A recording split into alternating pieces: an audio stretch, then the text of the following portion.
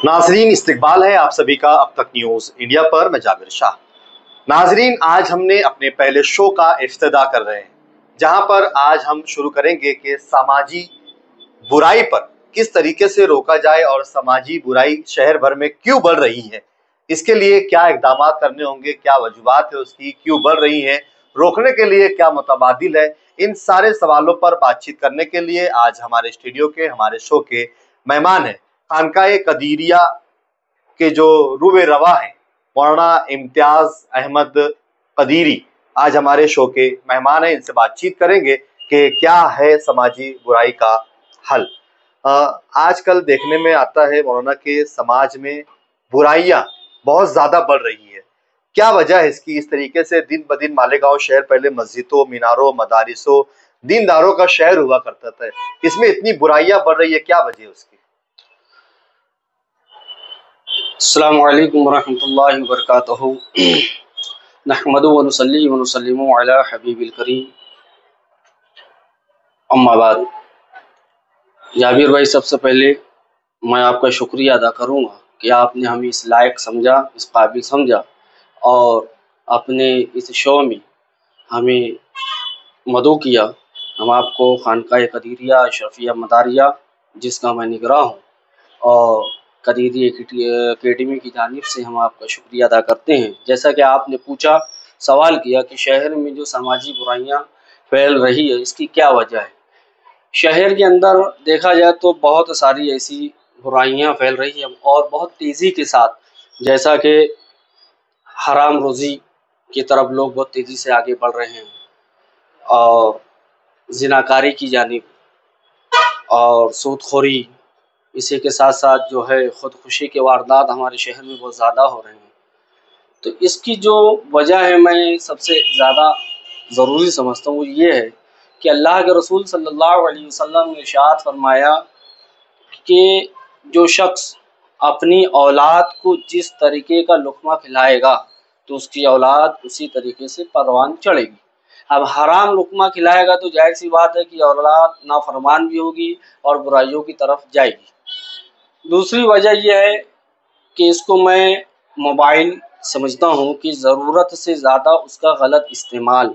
जैसा कि आप देखेंगे, जब होटलों पर जाएंगे तो देखने में यही आता है कि कुर्सियाँ इकट्ठी जमा कर ली जाती है, दोस्तों अहबाब बैठ जाते हैं, उस पर भी पबजी गेम वगैरह खेलते रहते हैं। तो जमा है, एक दूसरे की मिजाज कुर्सी करने की बजाय वो दो दो तीन तीन चार चार घंटा वहाँ मोबाइल पे रहते हैं।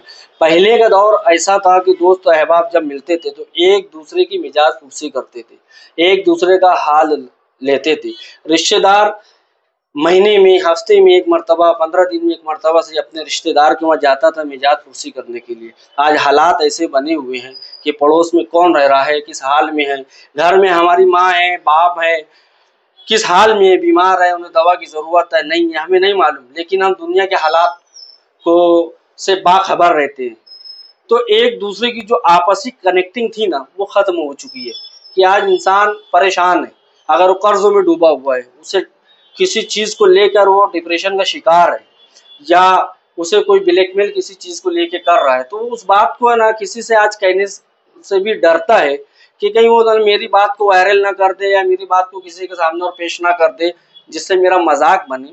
और दूसरी चीज़ ये कि कौन उसकी बात सुनेगा, वो सुनने के लिए तैयार ही नहीं है। तो जिस वक्तों के हालात के साथ अगर आप देखेंगे तो वो फिर वो ज़हनी तनाव का शिकार होता है, जिस पर वो खुदकुशी की तरफ चला जाता है या जो है नशे की तरफ चला जाता है। जैसा कि आप शहर में देखेंगे कि नशा बहुत तेजी के साथ बढ़ रहा है। अभी मैं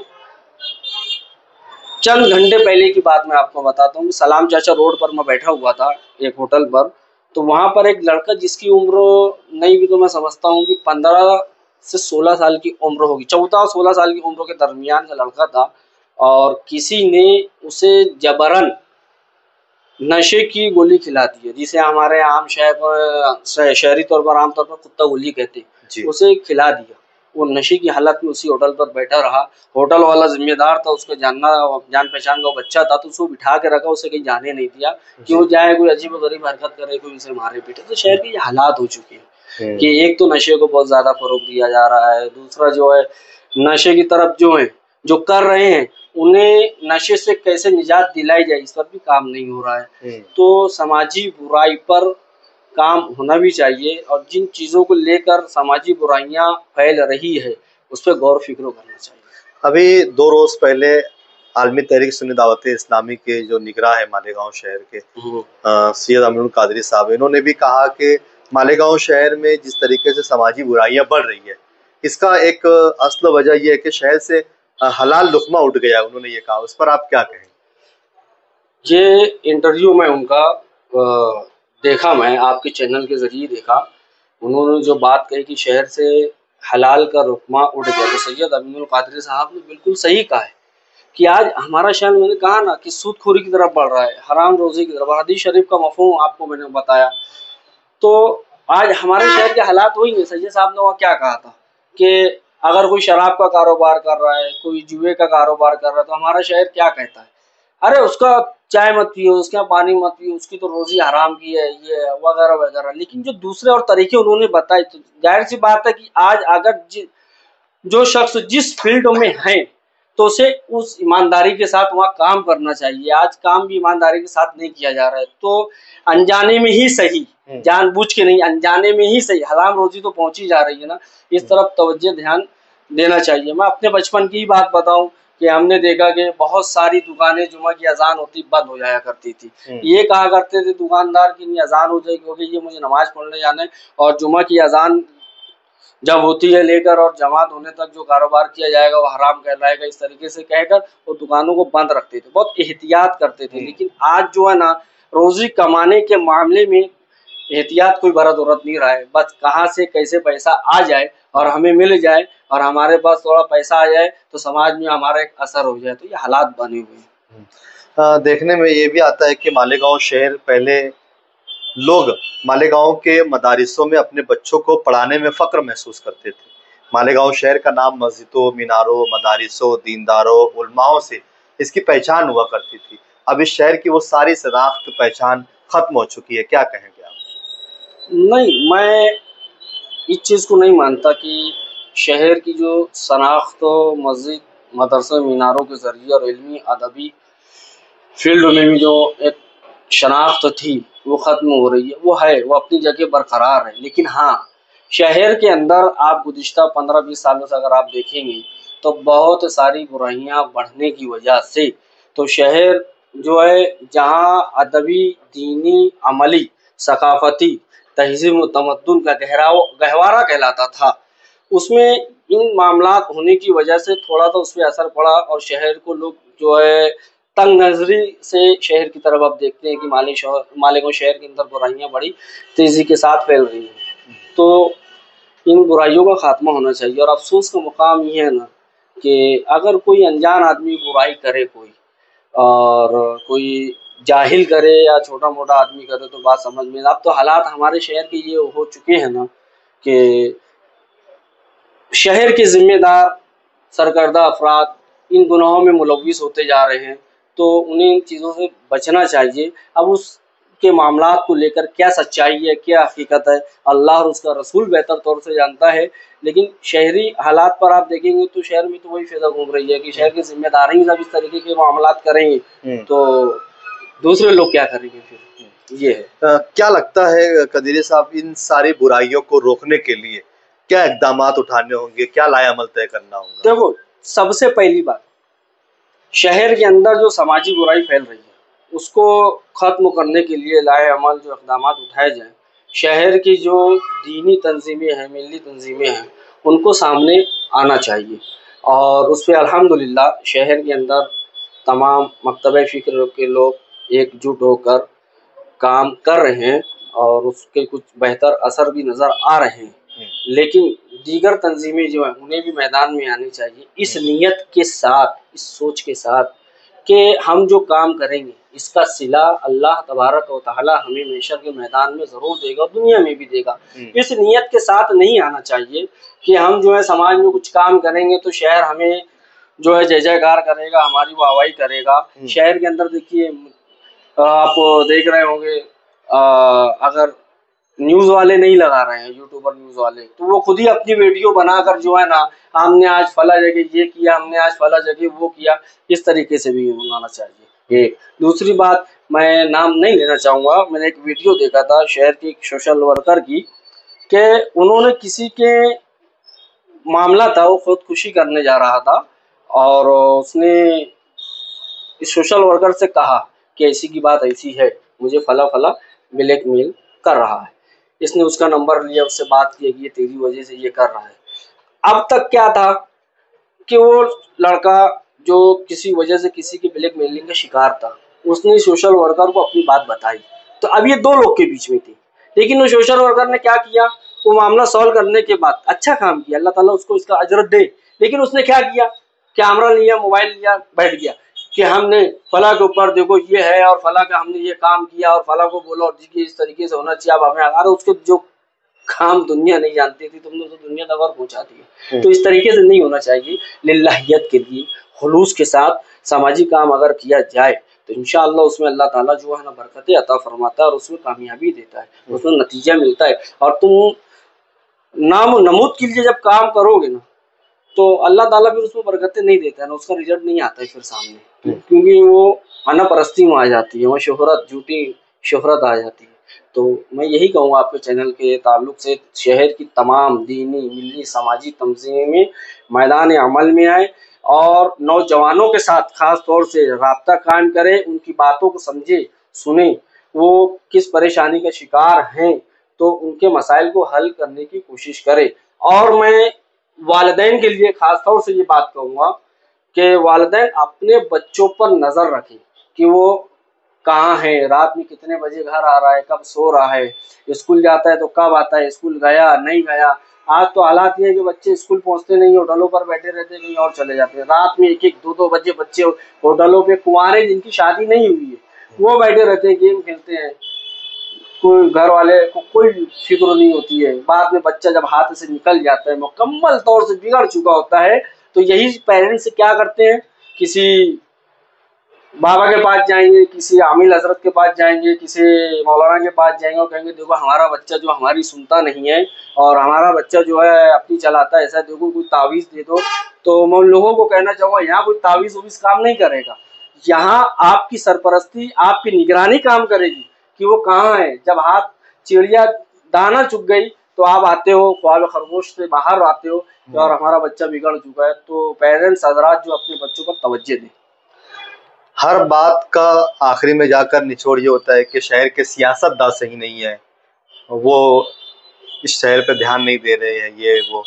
क्या लगता है आपको कि इस शहर को नशे से, समाजी बुराइयों से पाक करने के लिए जो तंजीमें काम कर रही हैं और जो नहीं कर रही हैं उनको भी आना चाहिए? क्या उनके साथ साथ शहर के सियासी लोगों को भी इसमें शामिल कर किया जा सकता है?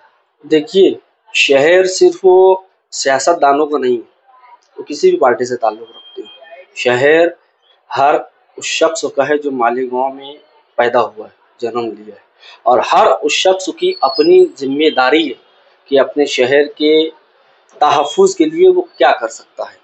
शहर में अगर नशा बढ़ रहा है तो इसके ज़िम्मेदार अगर हम सिर्फ वो सियासतदान को दें या शहर के ज़िम्मेदार को दें कि ये लोग इस मामले में तवज्जो नहीं दे रहे हैं, तो ऐसा बिल्कुल भी नहीं है। मैंने माजी में देखा है कि सियासतदान भी इस तरफ जो है तहरीकें चलाई हैं, और सबसे ज़्यादा इसमें मैंने देखा काम किसी ने किया तो वो सुन्नी दावत इस्लामी सैयद अमीनुल कादरी साहब ने नशा मुक्त कॉन्फ्रेंस का एहतमाम करके भी उन्होंने कोशिश की। और देखने में यही आया कि जितना तहरीकें चलाई गई, प्रोग्राम चलाया गया, आप देखेंगे तो हाजी खालिद साहब ने भी एक तहरीक शुरू की थी, कॉर्नर कॉर्नर मीटिंग वो कर रहे थे, फिर क्या हुआ, वो उनकी तहरीक भी सर्दखाने में चली गई, है ना। तो हर फील्डों के लोग आए हैं मैदान में कि ये नशे के ताल्लुक से काम करने के लिए, लेकिन नशा जो है ना वो बढ़ रहा है। तो इसमें मैं ये मानता हूँ कि हर एक शख्स को इस पर काम करना चाहिए।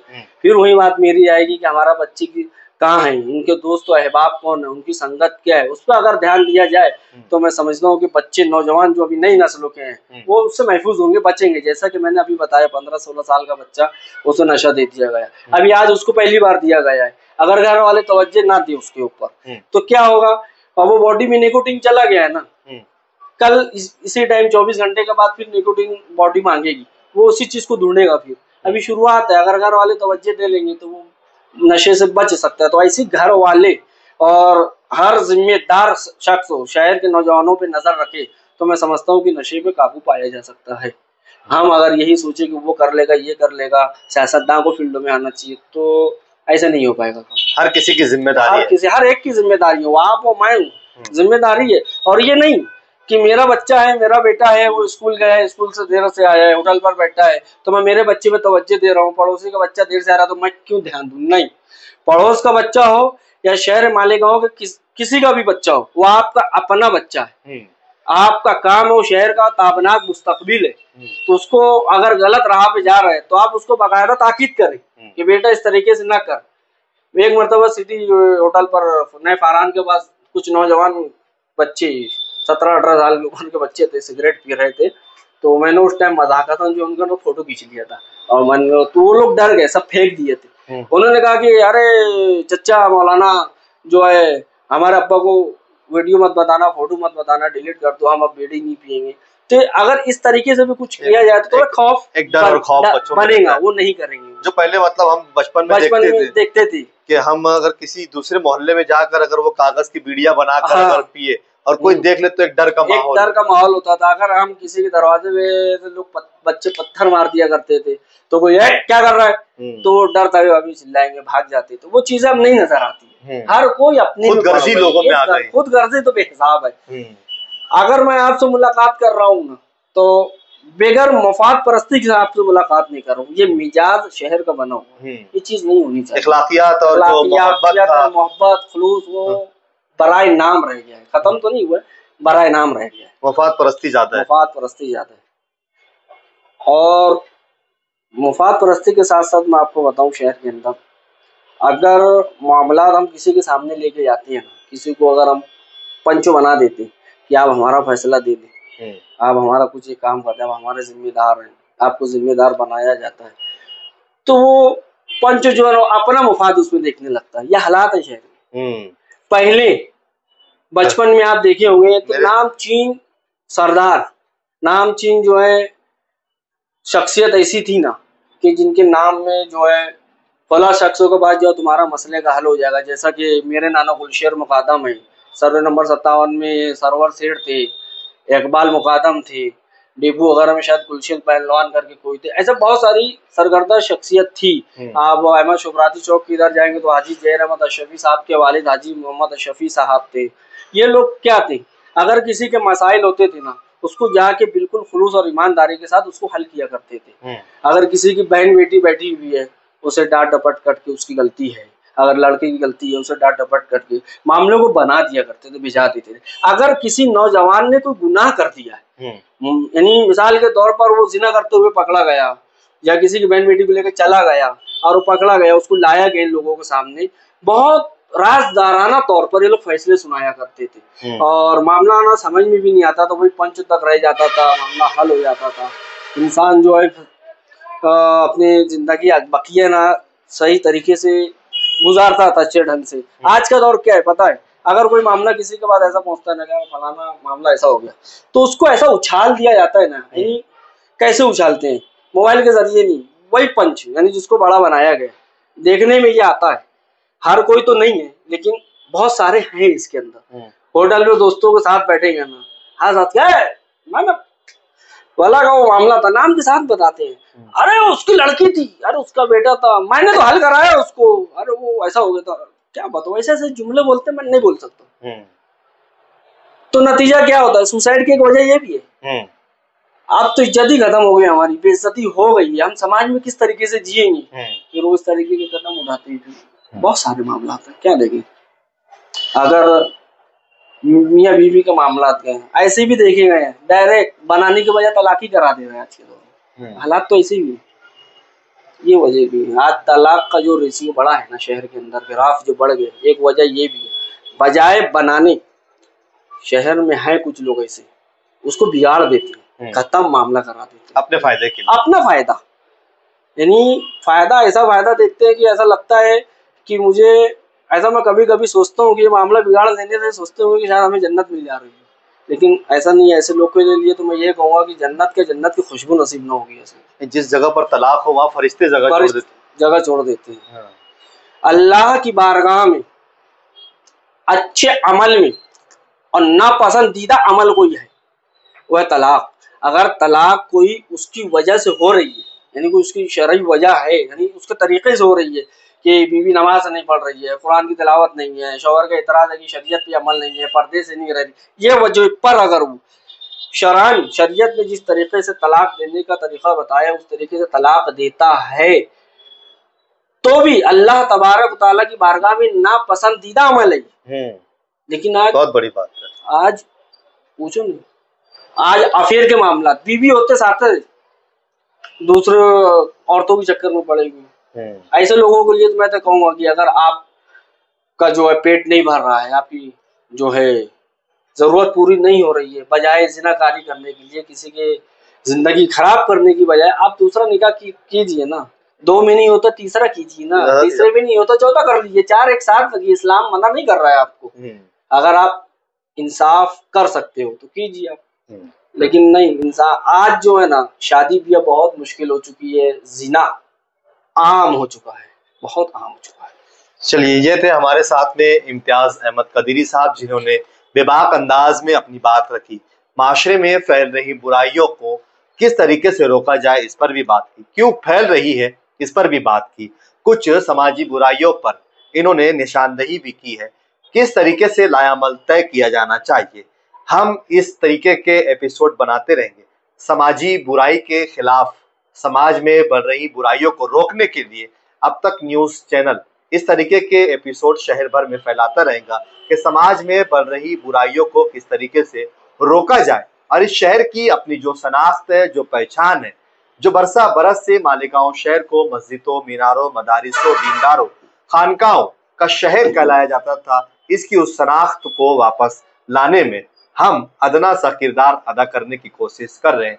आप भी इसमें हमारा साथ दीजिए। अगर आप भी हमारे चैनल पर इंटरव्यू देना चाहते हैं माशरे में फैल रही बुराइयों के खिलाफ, तो आपका भी वेलकम है, इस्तकबाल है। और इसे रोकने के लिए क्या इक़दाम किए जाने चाहिए, इसकी राय भी आप यहाँ पर स्टूडियो में आकर हमारे से मुलाकात करके दे सकते हैं। हमारा ये एपिसोड आपको कैसा लगा कमेंट बॉक्स में हमें जरूर बताइए। अगर आपने अब तक न्यूज़ चैनल को सब्सक्राइब नहीं किया है तो सब्सक्राइब कर बेल आइकन को प्रेस कर ले, ताकि हमारे हर एपिसोड, हर वीडियो, हर खबरें आप तक पहुंचती रहे। आप देख रहे थे अब तक न्यूज़ इंडिया, जाबिर शाह के साथ। जय हिंद, जय महाराष्ट्र।